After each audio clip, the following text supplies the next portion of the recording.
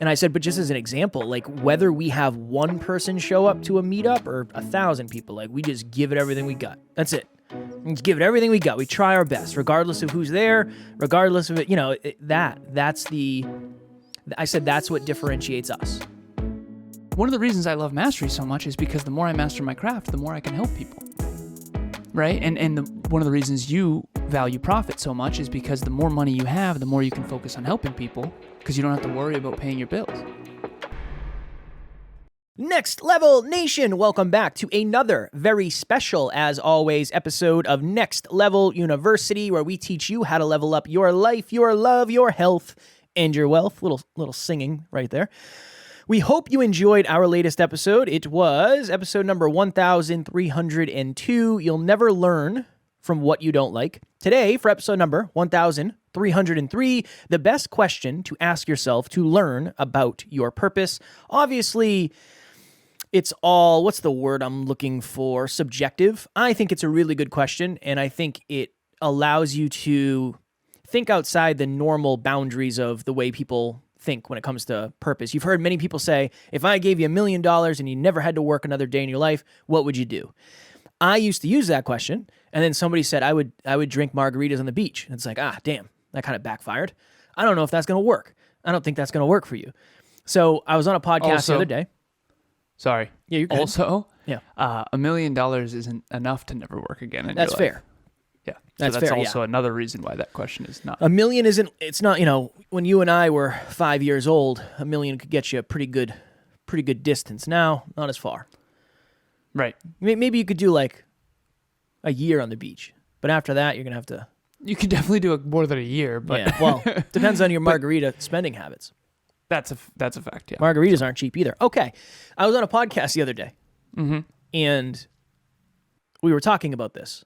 He said, I really wanted to talk to you about purpose. It seems like you found your purpose and you're very happy and fulfilled doing what you're doing. And I said, yeah, I would definitely say so. I don't think I really reverse engineered the purpose.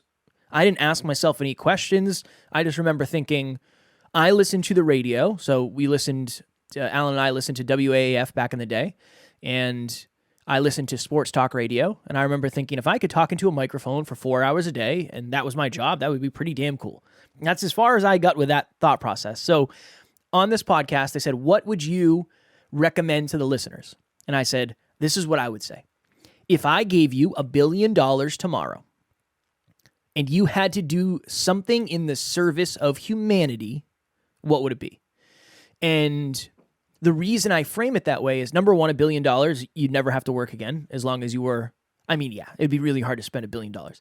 And you'd have to do something in the service of humanity, AKA you're making the world a better place in some way, shape, or form. You're adding something to the world. Because what this person said to me was, okay, so I can't play video games for a living. And I said, no, not necessarily, because that's entertainment, right? I mean, if you wanted to be an actor or an actress, cool. You have $1 billion to go mess up for a long period of time and figure it out. And figure out what unique gift you bring to the movie industry. Okay, a musician, that's not necessarily changing the world, but it's changing the way people feel about stuff. So I think that's a really good question because, again, for many of us, I think it comes down to that part where it's like, I know what I want to do. I want to clean up the beaches. I want to open a dog shelter. I want to do a daycare. I want to, whatever, be a YouTuber, be a podcaster, but I don't know how I'm going to make money doing it. Well, cool. Now the money's taken care of, so now you can focus on delivering the gift that you believe you can to the world. So that is the question that I posed, and I think that's one of my favorite questions because it's very specific, and I think it makes it a little bit easier to answer, even though it's a very hypothetical question. So at Next Level Live, Kev told me that I had a really strong analogy with what we call the 3 Ps: passion, purpose, and profit. And the idea here is that most people, and myself and Kevin included in our early 20s, go for what's profitable, and then we try to make it our passion or our purpose. And that's backwards in our opinion, although it's understandable if you're doing that. And so I'll use cooking as an example to explain. Let's say you love cooking. Okay, that's a passion. But if you're not cooking for anyone but yourself, it's just a hobby. It's just a passion. Now, all of a sudden, you cook for others. That's your purpose. Now you're serving other people with your unique cooking. If you want to make a profit, you got to open a restaurant. Now you're the head chef and the general manager of your own restaurant. Now your passion became a purpose and for a profit. And then you reinvest those profits back into your passion and your purpose, and it goes round and round and round and round and round. Okay, so your passion is cooking, so you're getting better at cooking. Then you cook for more people, purpose. Then you make a profit doing it. They pay you to do it. Then you reinvest that profit back into getting better at your craft, and then having more people at the restaurant, and then the restaurant makes more money, and then back into your craft, and then more people at the restaurant. So it's a snowball. It can snowball. And Warren Buffett, I've said this before, as basically find your snowball, roll it down a really long hill. That's what he's saying. Find your passion for a purpose, make a profit, roll it down the longest hill you can find. Okay? Kevin and I, same deal. Passion, podcasting, deep conversations about self-improvement, holistic self-improvement. Purpose. On this show, our purpose is to help our listeners. When we help our listeners, we also coach and do other things, produce shows, different things like that, to make a profit. When we make a profit, we reinvest back into the craft to help even more people, to make an even bigger profit. It's a snowball.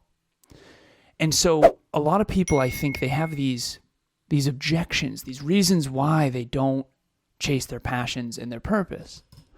The first one is you went for profit and then tried to pretend you were passionate or purposeful in that. For me, I'll share this vulnerably. I sold industrial automation equipment, and I remember I had this moment where I was like, I am not passionate about this at all because I actually don't. So I remember having this moment in a manufacturing facility.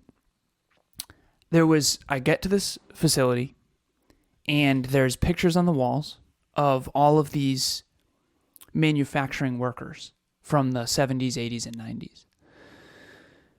And now I look at the factory floor, and there's basically one floor manager, and it's all basically robotics. At the tail end of the line, there's these people that are checking the products before they go into a bin. So picture this water bottle. I'm on YouTube. I know you can't see me if it's just audio, but they're checking to make sure that the water bottle is good before they sell it. It's quality assurance. And we sold machine vision equipment that would do that without people. So I sold equipment that took jobs. Now, industrial automation also saves the company money, which allows the consumer to sell, to get products at a cheaper price. So I'm not saying that all industrial automation is a bad thing. I don't think robotics is a bad thing. I think there's a lot of good that can come of it. But I did know that it hurt my heart because it's like, these people that need jobs are going to have less jobs because I'm selling equipment that takes their jobs. And while there is some truth to like, you got to retool and you got to learn more and you got to find a way to become more marketable in the marketplace. But the other part of me was like, I don't know. So guess what I did?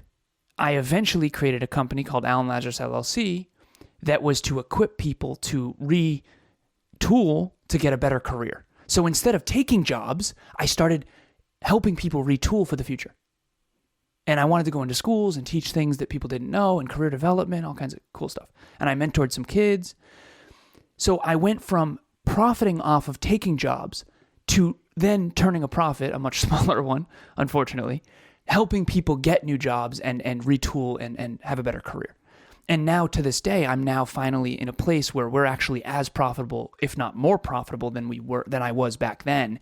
But instead of taking jobs away, Kevin and I are helping all of our listeners create a brighter future with a better career. And so I hope that lands for everyone because it hurt my heart to profit off something that I didn't.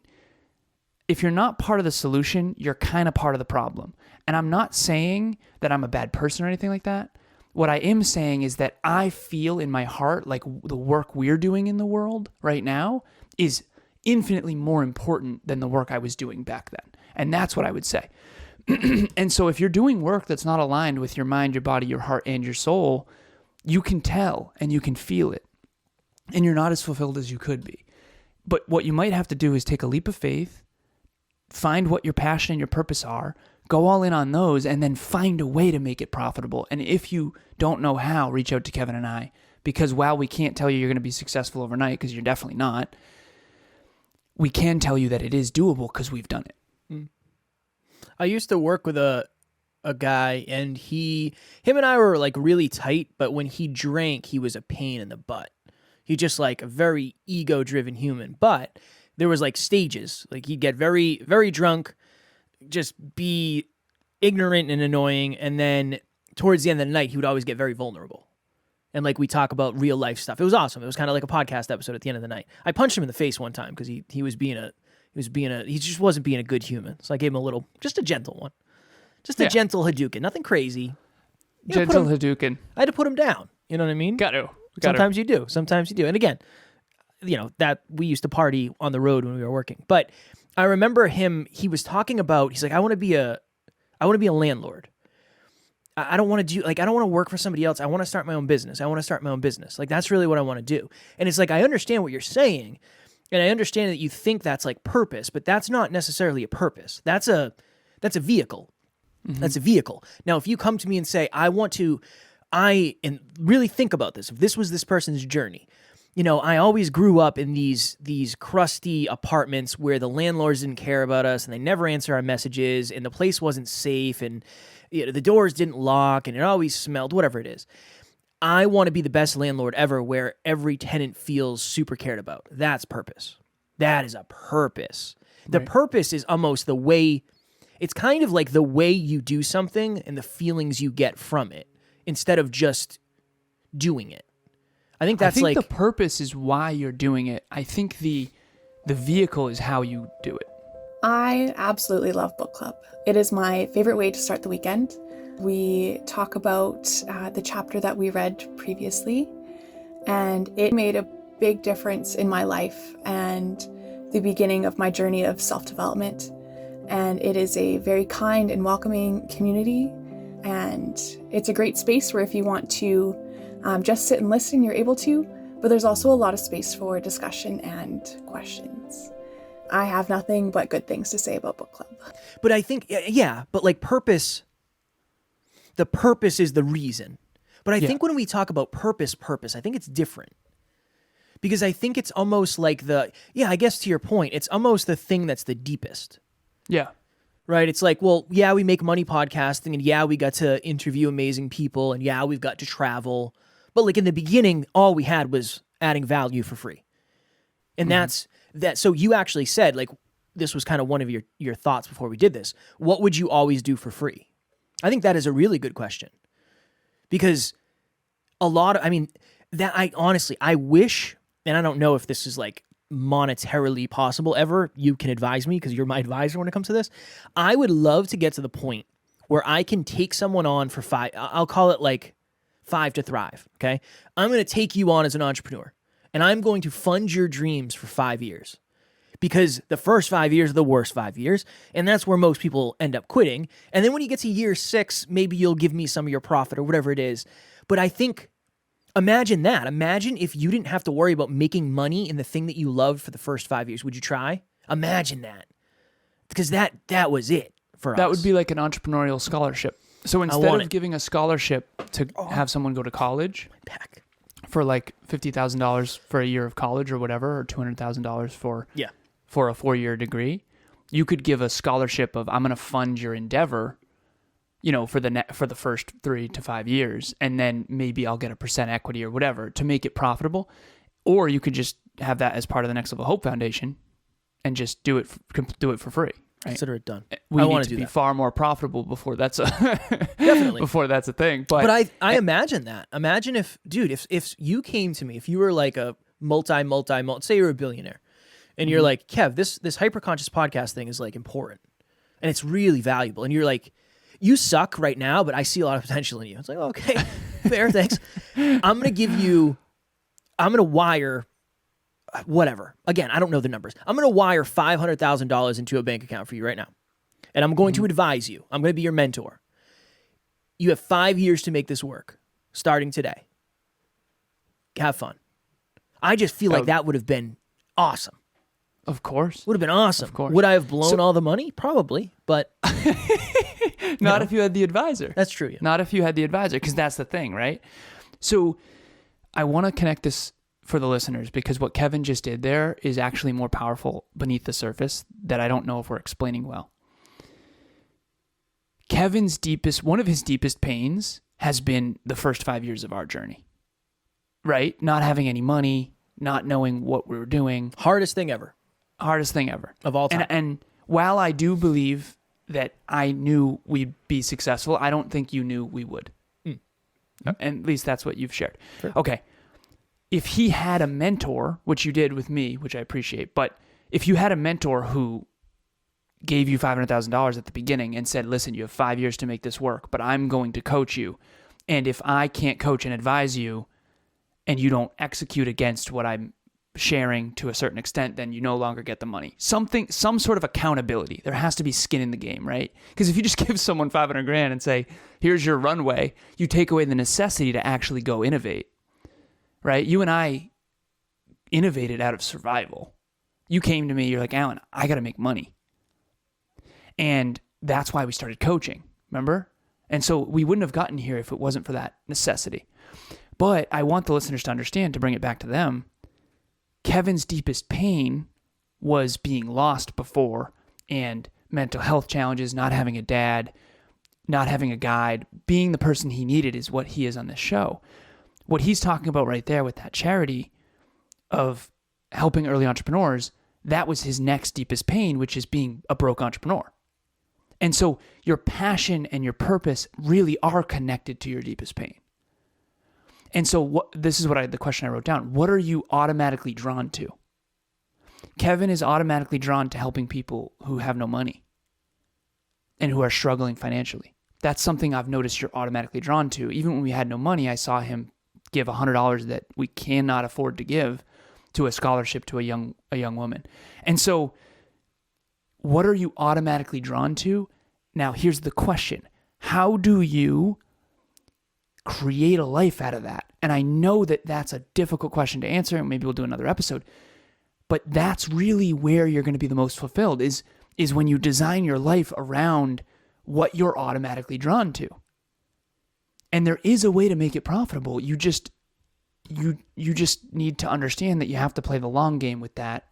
Kevin and I are very blessed to be able to talk into these microphones and to have it create a life and a lifestyle that is abundant. But for years and years and years, it wasn't. And we tell the story about how our business credit card got rejected when we were trying to get coffees and muffins. And it's funny now. At the time, I promise you it wasn't funny. But that's the thing. And if you're not willing to kind of crawl through some of that mud to try to design a better life and take that leap of faith, I can't promise you it's all going to work out. I definitely think it's going to be painful.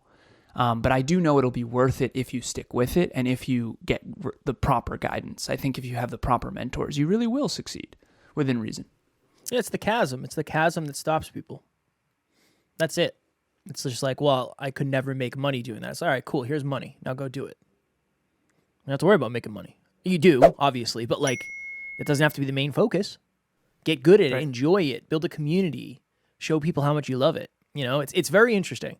And again, to your point, though, help people with it. That's the focus. Help people with it in a meaningful way, and eventually they will pay for it. Yeah. If you help people enough, they will pay. Yeah. It's just, you gotta really focus on that. I'm glad we did this episode. The last thing, somebody asked me yesterday, it was a podcast pre-call, and this was a very awesome human being, very successful human being, but very thoughtful and intentional. And he said, how'd you guys do it? Like, you both left your jobs and you started this podcast. And I said, my business partner and I believe that if you add more value to somebody's life than anybody else, they'll stick with you forever. That's it. And he's like, what's a good example of that? And I was like, well, we know our audience. Like, our audience gets DMs from me all the time, audios, videos, whatever it is. And I said, but just as an example, like whether we have one person show up to a meetup or 1,000 people, like we just give it everything we got. That's it. Just give it everything we got. We try our best, regardless of who's there, regardless of it.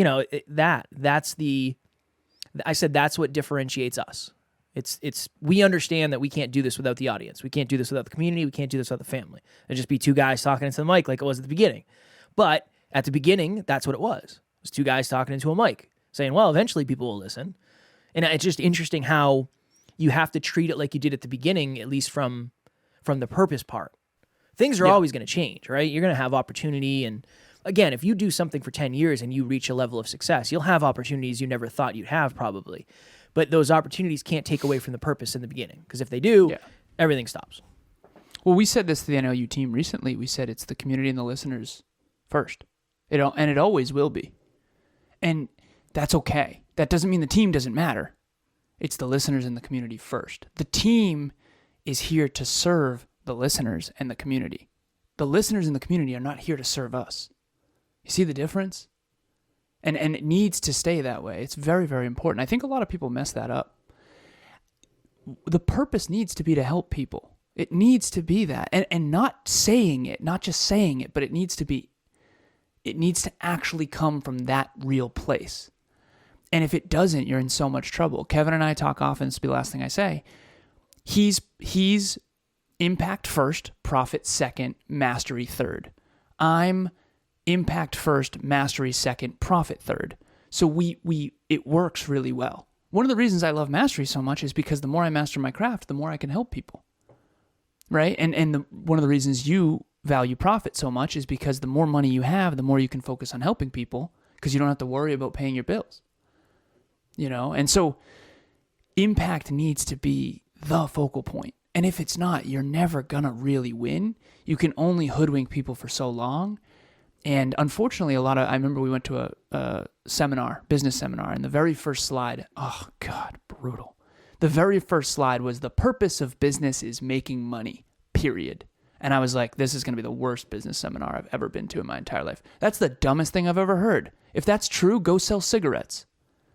Right? That's not true. So anyways, sorry, I get fired up about that. But that's all. Why do I get fired up? Because it's my purpose to get people to be less ignorant about that stuff. If the purpose of business is making money, okay, sell cigarettes. Sell things that are bad for people. Hoodwink people. I can't stand businesses that do that. Cannot stand it. And the purpose of business is at the service of others. The purpose of business is to make this world a better place. And if everyone came from that frame, not only would they be more successful, the world would be a much better place.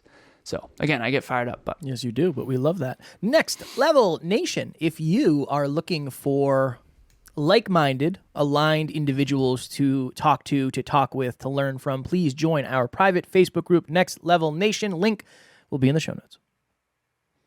Oh, I got so fired up. I'm like in my head.